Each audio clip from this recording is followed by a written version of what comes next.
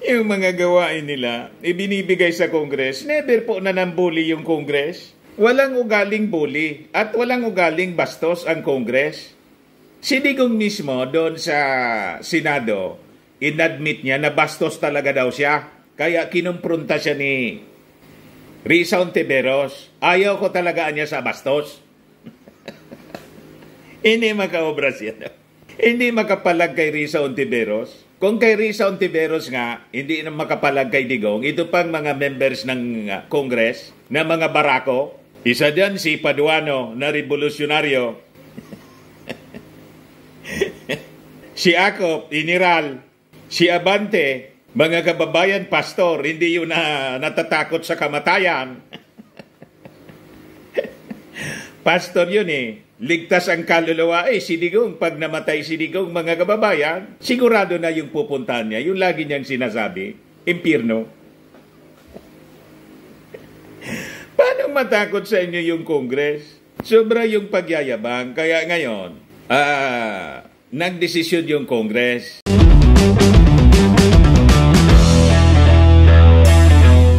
Ito naman po yung bago naming product na binibenta online. iGlow Serum, whitening po siya. Tingnan ninyo yung epekto sa aking anak na architect before and now. Yung mga inquiries po ninyo, dumiretso na lang kayo sa kanyang Facebook account, Riz Maravillas. Sa kakahamon mga kababayan ni Digong through Panelo, kinansel sana ng Congress, ng Quadcom, yung hearing ngayong araw na to. Nagyabang si Panelo, Facebook Live. Pupuntaan niya dyan kahit kinansel ninyo o kumprontahin niya kayo kung bakit ninyo kinansel yung Quadcom hearing. O ngayon, nagdesisyon mga kababayan yung Quadcom, ituloy ang hearing kahit si Digong lang ang resource person. Buti nga na siya lang para ubusin yung buong araw mga kababayan. Siya yung ginigisa ng Congress. Ay si Dilema pala pupunta rin mga kababayan. O ngayon, kung nang bablap lang mga kababayan si Digong, malamang magsisi siya ng kanyang pagyayabang through Panelo kasi subuan na ito. Hindi na siya pwedeng umatras. Kasi pag umatras pa siya, magdahilan siya ngayon at hindi dumating. Kung anong rason, alam na po. Talagang hindi tunay na lalaki. Di ba? Diwag talaga, mga kababayan. May notice ngayon, pagbibigyan si Digong. Kasi nagpipilit si Panelo. Pupuntaan niyo kami dyan.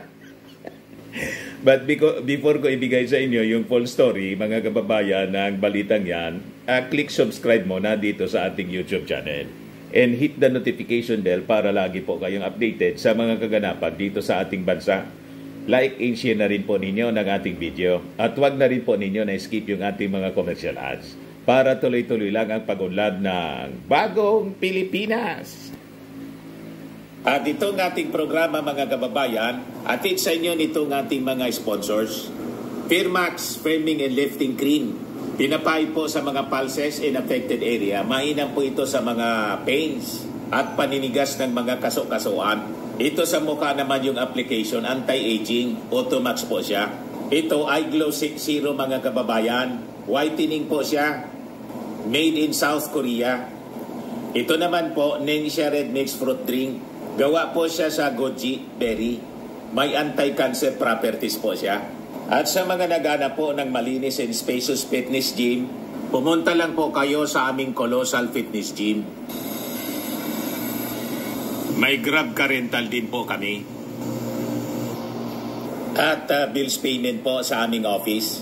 At saka sa mga mahilig po sa mga imported bags, manood po kayo sa live selling ni Madam Aileen Rosales sa kanyang Aileen Closet po. Pati mga shoes, ito yung kanya po. Ito yung kanyang page. Kita ninyo, napakagandang mga online selling po siya. Si Madam Aileen Rosales. Cellphone number niya po, 773-798-7816. Balikan natin ang ating kwento. Ibigay ko muna sa inyo yung paghamon, mga kababayan ni Panilo. Tapos isunod natin yung sagot ng Congress. O ito si Panilo, mga kababayan. Sa Facebook live niya, nag-announce dito si Panilo, mga kababayan, na pupunta yung dating Pangulong Digong. Nag-announce siya nang matunugan na canceled. Para magyabang po na desidido. Kasi inamon po ng mga congressmen, ni Congressman Ortega at si Conggon, magpakalalaki ka niya, nakiskis yung ego ni Pupuntaan niya kami dyan. Yun pala, mga kababayan. Kaya nag-announce si Panilo na pupunta. Kasi natunugan na cancel. Di nagpa-presscon, mga kababayan, kahapon yung Congress. Pero tingin ko po, strategy ito ng Congress para magyabang na magyabang si Digong. Kinancel. In-announce na kinancel o ika-cancel para magyabang si Digong. Then later on, nang magyabang nga, napupunta, tinuloy. Itutuloy ngayon. Kasi sabi ni Panilo kahapon, pupuntaan niya kami dyan kahit kinancel ninyo para kumprontahin kung bakit kinancel ninyo. Sabi po ni Panilo. At we will demand to Congress na magsagawa ng tuloy-tuloy na hearing, 14 days. Sila na yung gusto magdikta.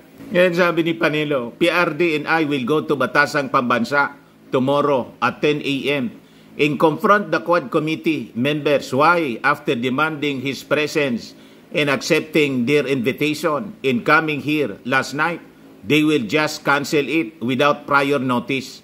He will ask them to schedule a marathon hearing of 10 days, sabi ni Panilo kahapon. Nagyabang ng nagyabang, mga kababayan, kasi yung Congress po nagpa-presscon, yung Quadcom, na-cancel niya kasi hindi pa na bibeting yung mga testimonies ng mga witnesses. Biglang nag-announce si Panilo na pupuntaan niya kami. Ayan po si Panilo, pakinggan natin. Kaya, abangan nyo, sa Miyerkules, darating siya ron bilang dating presidente ng bansa.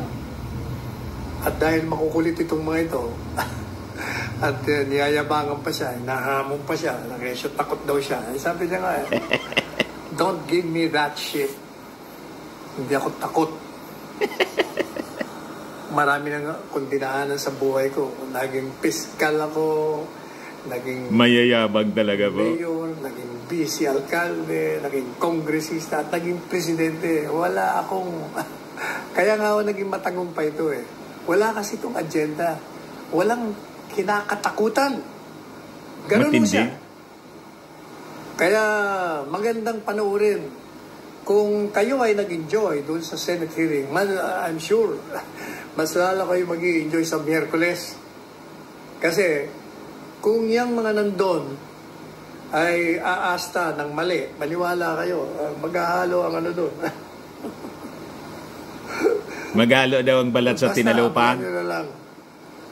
Basta ang aking napagayayabang po. Caution to the members of Congress. You invited the former president. Nag-warning pa. You're saying that you're going to give dignity to his office. Do it. Don't ever commit the mistake of embarrassing the president, former president, humiliating the former president, assaulting his integrity and reputation, and misleading people about him. And maniwala kayo, you will be receiving what you are looking for. Matindi Sabi nga ni Elvis Presley, if you're looking for trouble, you came to the right place. O, kaya, pag naghahanap kayo ng gulo, itong mamang to, hindi kayo urungan ito. Pero siya pupunta ron bilang dating presidente na inanyayahan nyo bilang panauhin. Kaya tratuhin nyo ng maganda. Kailangan tratong bisita. Hindi yung nambubuli kayo. At saka hindi nyo mabubuli ito. Baka kayo ibuli pa nito. Yung mga gawain nila, ibinibigay sa Congress, never po nanambuli yung Congress. Walang ugaling bully at walang ugaling bastos ang Congress. Si Digong mismo doon sa Senado, inadmit niya na bastos talaga daw siya. Kaya kinumpronta siya ni Risa Ontiveros. Ayaw ko talaga niya sa bastos. Hindi makaobra siya. Hindi makapalag kay Risa Ontiveros. Kung kay Risa Ontiveros nga, hindi na makapalag kay Digong, ito pang mga members ng Congress, na mga barako. Isa dyan si Paduano na revolusyonaryo. Si Acop, iniral. Si Abante, mga kababayan pastor, hindi yun na natatakot sa kamatayan. Pastor yun eh. Ligtas ang kaluluwa. Si Digong, pag namatay si Digong, mga kababayan, sigurado na yung pupuntahan niya. Yung lagi niyang sinasabi, impyerno. Paano matakot sa inyo yung Congress? Sobra yung pagyayabang. Kaya ngayon, nagdesisyon yung Congress. Ito yung nakita kong document, mga kababayan, na shinare doon sa isang group chat. Tuloy. Ayan ba? Committees on Dangerous Drugs, Public Order and Safety, and Human Rights in Public Accountability, Notice of 11 Joint Public Hearing, 19 Congress, November 12. Biglang nagdesisyon sila kapon. 2024, Your Honor, please be informed that the 11th Joint Public Hearing will proceed tomorrow, November 13, 2024 at 9:30 in the morning at the People Center Building, House of Representatives, Quezon City. Kindly disregard the earlier notice of cancellation regarding this matter. Attached is the agenda on the said public hearing for your Honor's reference. Very truly yours, Representative Ace Barbers, Chairperson Committee on Dangerous Drugs. For the chairperson, assigned Mr. Arturo Felix Catarata, OIC Committee Secretary. O ngayon, magkakasubukan. Pag umatras si Digong, mga kababayan, confirm na duwag nga. Kaya hindi na siya, this is a trap. Sa kayabangan ni Panelo at ng kanyang amo, hindi na sila makaiwas ngayon. Yung unang sinabi nila, hindi dadalo si Digong kasi bias yung Congress. Hindi na siya makatras ngayon kasi sa tingin ko, mga kababayan, gumawa ng strategy yung Congress. Kasi alam ng mga congressmen, alam ng lahat na mayabang si Digong, i-cancelan niya natin para magyabang. At pag nagyabang, ituloy natin. Hindi na siya ngayon makaatras kasi mapapaya na siya. Ganon, mga kababayan, yung reading ko. Si Dilima po pupunta doon. Yan o. Another face-off, just like FPRRDs. Former Senator Laila De Lima reportedly to go to Batasang Pambansa tomorrow. Yan o. Isabi ng mga congressmen, wala man anyang confirmation kahapon. Tingin ko nga anya, propaganda lang. Yan yung sabi ni Konggon kahapon. Kung wala naman talagang direct statement ang ating former president na darating siya, tingin namin propaganda lang yung lumalabas sa internet, sa social media na darating siya.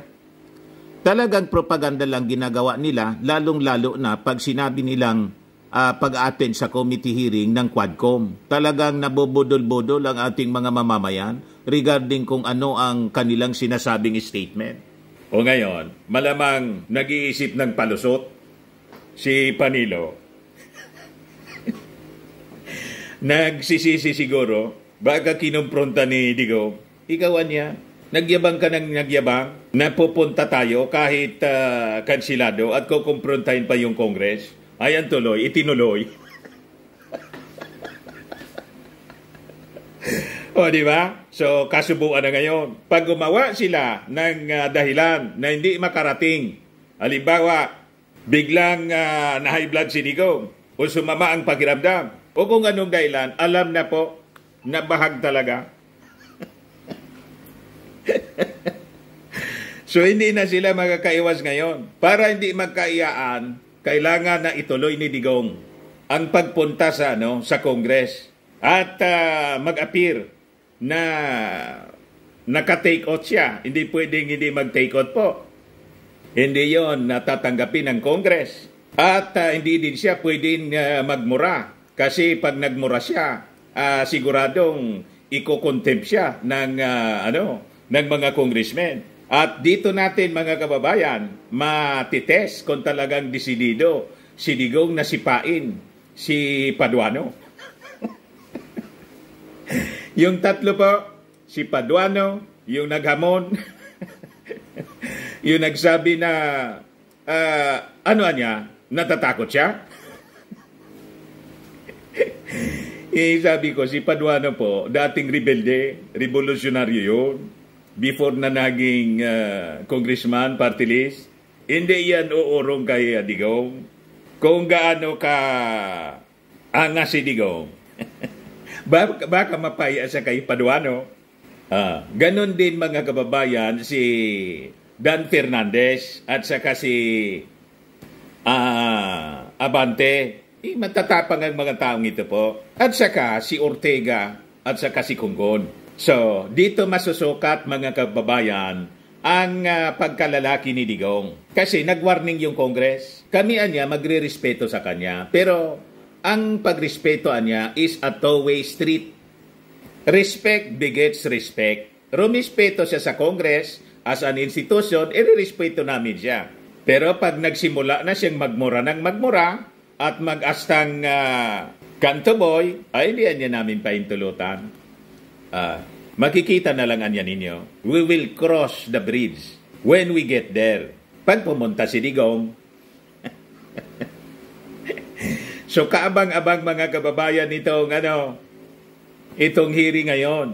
Masusukat kung gaano kaanga si Digong. Sabi ng mga makabayan congressmen, congresswomen, si Brosas, tapos si Gabriela Partilis, Arlene Brosas, saka si Castro, hindi namin siya niya atrasan.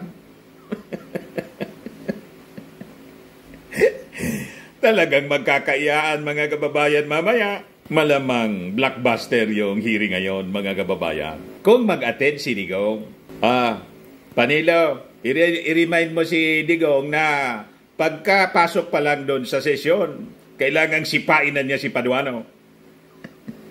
Yung tatlong congressman. Yun ang banta niya. Sipain ko sila. O, di sipain mo. Sabi ni Konggon yata yun, ni Abante, anda naman na niya si Dan Fernandez na magpasipa.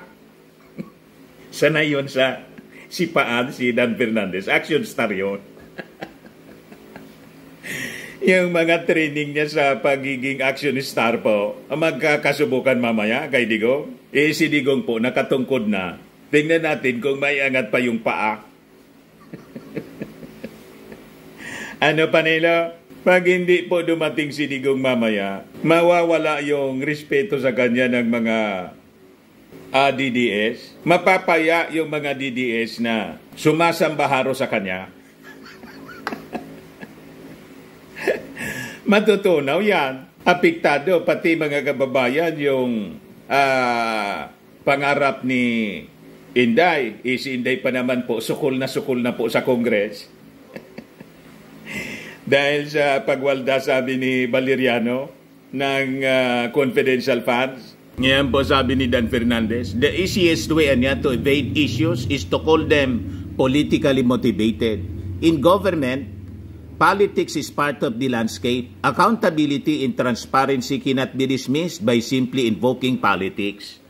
Ay nagpa-press con kasi si Inday. Noong isang araw, tinawag na politika lang daw itong ginagawa ng Congress. Ipaliwanag mo paano ginastos yung confidential funds.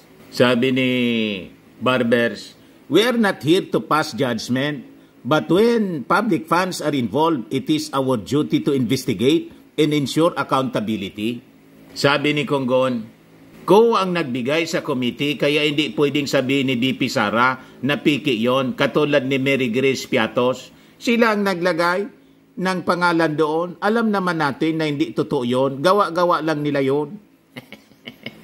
Naubusan ang pangalan pong ilalagay sa acknowledgement receipts, pati yung restaurant na Mary Grace. Isinulat na po at saka yung junk foods na piatos, pinag-combine.